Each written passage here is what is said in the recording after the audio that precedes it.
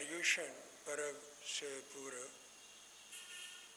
मैं 15 प्रकार के पापों की व्याख्या और स्वरूप आपको समझा चुका।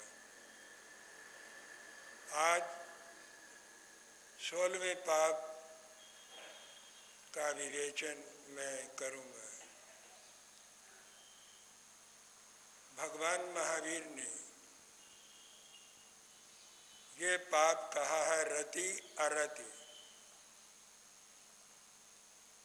ये पाप कैसा है? बड़ा विचित्र मालूम होता है, क्योंकि इस प्रकार के पाप का नाम प्रायः लोगों ने सुना नहीं। पाप वही है जो पाप को पैदा करता है। कोई पाप प्रत्यक्ष रूप में पाप होता है, जैसे हिंसा, ये प्रत्यक्ष में पाप है। झूठ, ये शब्द ही बताता है कि ये पाप है। लेकिन कुछ ऐसे पाप हैं जो प्रत्यक्ष रूप में और शब्दों को देखने से लगता है कि ये पाप कैसे हैं, लेकिन उनके अंतरंग में पाप छिपा रहता है और वो पाप को उत्पन्न करते हैं, पाप को पैदा करते हैं। रति अरति क्या है, पहले इसको समझना जरूरी है। सनातन धर्म में आसक्ति का नाम आता है। आसक्ति का अर्थ है अटैचमेंट, लगाव। किसी चीज के साथ, वस्तु के साथ लगाव का होना, अटैचमेंट का होना, ये आसक्ति है। इस आसक्ति को जैन धर्म के शास्त्रों ने रति कहा है। रति का अर्थ है किसी चीज में रत हो जाना, उसी में लग जाना, और ये समझना कि इसी में सुख है। जिसके बिना व्यक्ति को चैन ना मिले, शांति ना मिले, तो समझ लेना चाहिए कि उस चीज में उसकी रति है, आसक्ति है। आसक्ति के वैसे अनेकों केंद्र बन सकते हैं, इसके अनेकों बिंदु हो सकते हैं, लेकिन मुख्य रूप से आसक्ति के 4 ही केंद्र हैं। शरीर, इंद्रियों के विषय, संबंध और सुख साधन। व्यक्ति इन 4 चीजों में हमेशा लगा रहता है, अटैच रहता है। कोई जी होश है, समझदार है, वो थोड़ा रहता है। कोई समझदार नहीं है, ज्ञानी नहीं है, उसे बोध ज्यादा नहीं है, तो वो उसमें ज्यादा आसक्त हो जाता है। लेकिन आसक्ति, जिसे जैन शास्त्रों ने रति कहा है, ये रति कमोपेश, न्यूनाधिक रूप में हर व्यक्ति के अंदर पाई जाती है। कोई प्रकट कर देता है, कोई गुप्त रखता है, कोई नीति से चलता है, कोई श्रद्धा से चलता है। बात वही होती है। एक व्यक्ति सीधी बात करता है, वो सरल है। एक नीति पारायण है, नीति जानता है, कैसे बात करनी है, लेकिन उसका भाव वही होता है। तो ये आसक्ति, रति थोड़ी बहुत न्यूनाधिक रूप में हर व्यक्ति के हृदय में रहती है। इसके 4 केंद्र हैं मुख्य रूप में। शरीर, हर व्यक्ति को शरीर के प्रति आसक्ति है, मोह है, ममता है। जिसको शरीर के प्रति ज्यादा शक्ति है, उसके अंदर दो दोष पैदा होते हैं। पहला दोष है वो अपने शरीर को हरिष्ट पुष्ट करने में लगा रहता। शरीर हरिष्ट पुष्ट हो, सुंदर लगे, अच्छा लगे, ताकत बनाने में उसका सारा समय लग जाता। और एक विभूषा सजाने में, शरीर को सजाने में उसका मन ज्यादा लगता है कि जितना श्रृंगार मैं करूंगा दूसरे को अच्छा लगेगा। लेकिन वो ये नहीं समझता यहाँ श्रृंगार है वहाँ विकार है, यहाँ विकार है वहाँ सदाचार नहीं रहता, ब्रह्मचर्य कैसे रहेगा। साधु का सादगी श्रृंगार है और श्रृंगार उसका विकार है। महात्मा जितना सादा होगा, उसमें जितनी सिंप्लिसिटी होगी, सादगी होगी, वो महान होगा। जितना उसके अंदर श्रृंगार होगा उतना अधिक विकार होगा, और विकार ब्रह्मचर्य का नाशक है, घातक है। तो भगवान ने कहा शरीर के प्रति आसक्ति होती है, लेकिन ये दो दोषों को पैदा करती है। शरीर को हरिष्ट पुष्ट बनाने में उसका ध्यान रहता है और विभूषा श्रृंगार की तरफ उसका ध्यान जाता है। ये शारीरिक शक्ति के दोष है और उसको अरति किससे होती है? तपस्या से। ऐसा व्यक्ति तपस्या नहीं कर सकता, तप नहीं कर सकता, सेवा भी नहीं कर सकता, क्योंकि तप शरीर को सुखाता है, तप से शरीर सूखता है। और शरीर की जो आसक्ति है वो तो उसको हृष्ट पुष्ट बनाने में लगा हुआ है, तो वो तप कैसे करेगा? तपस्या नहीं करेगा, सेवा भी नहीं करेगा। सेवा करने में शरीर लगाना पड़ता है, रातों को जागना पड़ता है, सुख छोड़ने पड़ते हैं, तब जाकर के दूसरे की सेवा होती। तो ये शरीर की आसक्ति तप और त्याग नहीं करने देती और ये सेवा नहीं करने देती। इन दो चीजों की तरफ उसकी अरति हो जाती। एक है इंद्रिय, इंद्रियों के विषय, ये भी बड़े प्रबल है, बड़े मजबूत है। इंद्रियाणि परमात्मनि हरन्ति प्रस्बम्भन। ये इंद्रियों के जो विषय हैं ये तो मन को जबरदस्ती हरण कर लेते,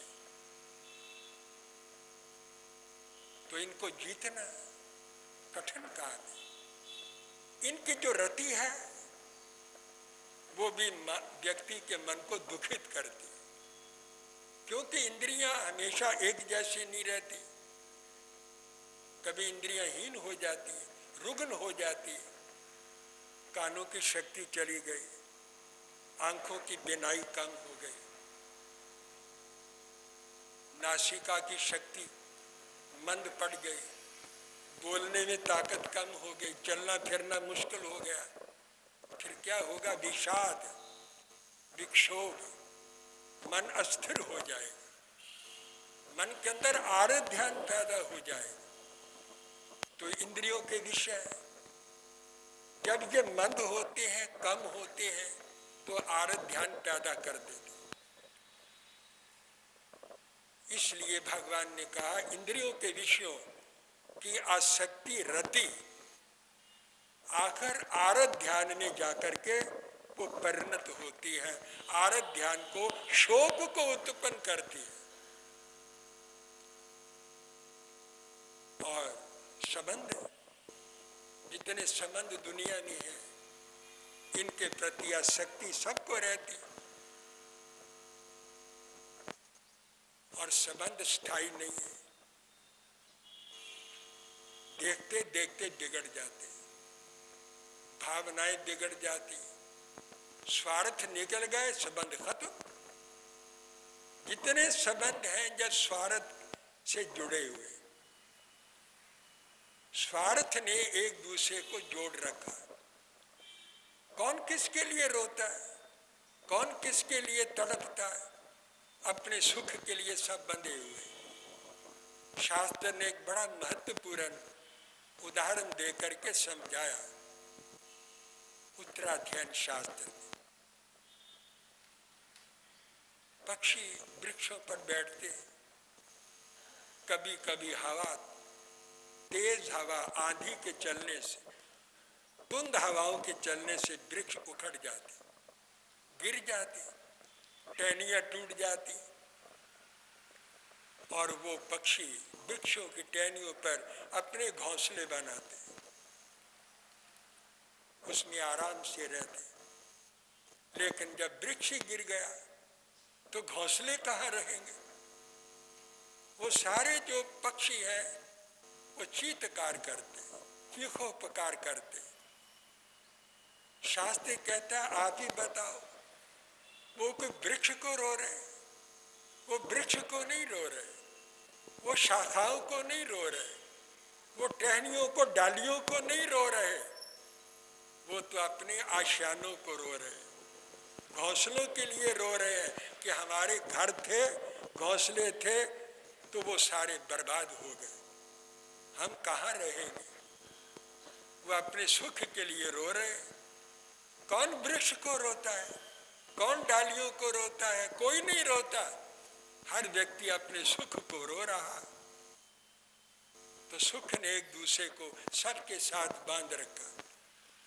स्वार्थ निकला कौन किसका है?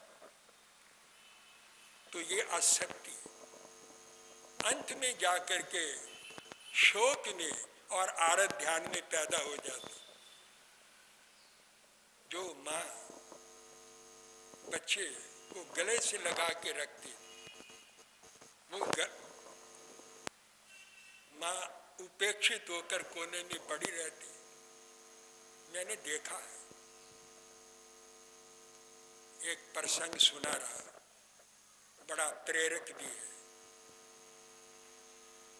एक लड़का था, मेरे से साथ पढ़ता था, उसकी माँ थी, पिता सन्यासी हो गया। माँ पुत्र से बहुत प्यार करती।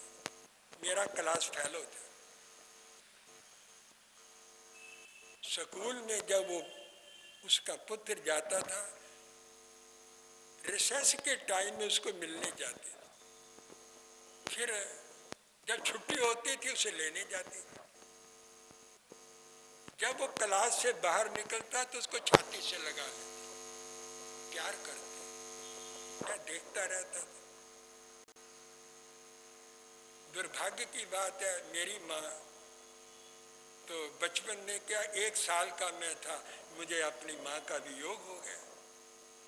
मैं देखता था कि माँ का कितना प्यार होता है, मुझे नहीं मिल रहा। ये माँ अपने बच्चे को रिसर्च में देखने आती है, फिर लेने आती है। मेरी माँ होती मुझे भी प्यार करती। मैं बच्चा था, ख्याल आता था। समय गुजरता गया, मैं साधु बन गया, वो गृहस्थ आश्रम में चला गया, यही आ गया। मुझे पता लगा उसका घर यही है। उसका पता किया, वो एक बार आ गया, मिला मुझे, बोला मेरा भी घर यहाँ है, आप कभी दीक्षा के लिए आए? मैंने सोचा मैं देखूं वो माँ जो अपने बच्चे को इतना प्यार करती थी, इतना स्नेह देती थी, इतना वात्सल उंडेलती थी, उस माँ की हालत क्या? मैं देखूं। एक बार मैं गोचरी के लिए गया तो उधर ही उसका घर था, मैं चला गया। एक जोड़ी के अंदर एक खटिया बड़ी पुरानी पड़ी हुई, मैला कुचाला एक बिस्तर था, तकिया भी अच्छा नहीं था, उसके ऊपर एक हड्डियों का पंजर, यानी उसकी हड्डियां निकल रही थी, अस्थि पंजर पड़ा था। बहुत दुखी थी। उसके पास भी कोई नहीं था। उसकी जो स्त्री थी वो बहुत दूर जाकर अपने काम काज में लगी थी। मैंने कहा, ये तुम्हारी वो माँ है जो कभी तुमको इतना प्यार देती थी, आज ये कितनी उपेक्षिता पड़ी हुई है।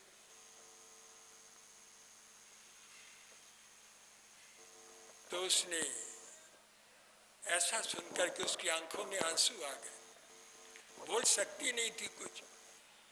ऐसी हालत के अंदर जबकि शरीर इतना कृश हो गया, कमजोर हो गया, बोल भी बंद है। मैं वापस चला आया। मुझे आने के बाद ख्याल बार बार आता रहा कि ये वो संबंध है, ये संबंध है जो माँ बच्चे के लिए समर्पित थी, इतना कुछ करती थी, अपना सर्वस्व उसको समझती थी। आज वो माँ को कुछ भी नहीं समझती, गृहिणी के पीछे है, अपनी स्त्री के पीछे है। तो ये है संसार, ये है संबंध। कहाँ स्थायित्व है, कहाँ प्यार है, कहाँ प्रेम है। अगर व्यक्ति इस चीज को समझ ले तो वैराग्य किसको नहीं होगा, कौन व्यक्ति विरक्त नहीं होगा। शास्त्र ने कहा, रति कितनी माँ को रति थी, उस रति का लाभ क्या हुआ, कुछ भी नहीं, केवल शोक और विक्षोभ और विषाद। ये तो मैंने आपको एक उदाहरण दिया, लेकिन प्राय पता नहीं इस दुनिया के अंदर कितने लोगों के साथ इस प्रकार की घटनाएं घटित होती है। ये तो एक उदाहरण है। तो मैं ये कह रहा हूँ, रति खराब है, अपना कर्तव्य समझकर निभाया जाए, आशा ना रखी जाए, कामना ना रखी जाए, कोई अपेक्षा किसी से ना रखी जाए, इसी में सुख है, शांति है। और जो कुछ जिसके लिए किया जाए अपना कर्तव्य समझ करके किया जाए।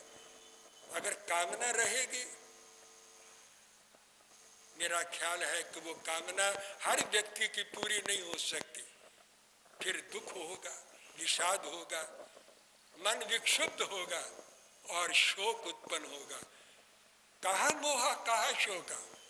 अगर मोह ही नहीं है तो शोक क्या होगा। मोह से ही, रति से ही, आसक्ति से ही शोक उत्पन्न होता है। तो ऐसा व्यक्ति जो संबंधों के अंदर रहने का अभ्यासी है, वो एकांत में नहीं रह सकता। संबंध हो तो मजा आता है, बातें करने वाले हो तो मजा आता है।